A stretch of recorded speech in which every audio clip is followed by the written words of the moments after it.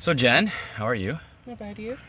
It's kind of warm out, like really warm. Yeah, like what, 30, 40 degrees with the humidity? Something like that. It's like humidity?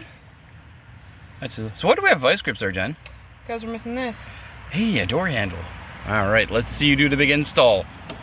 You don't know how to do this. How do you unlock these ones? Oh, Ta-da! Oh, I hope. they chewed the teeth. Oh no. Let me see it. Focus. Wow. We might need a thread fixer. Because that's chewed up to hell and back. All right. Try it out. You just push it on, apparently. No. Nope. It's not on. It's gonna be all. We need to fix up those threads first.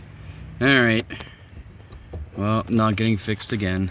That's what happens when you use vice grips instead of getting the proper... Yeah, because it needs to fit in those teeth there. Yeah, and it's definitely not... No way.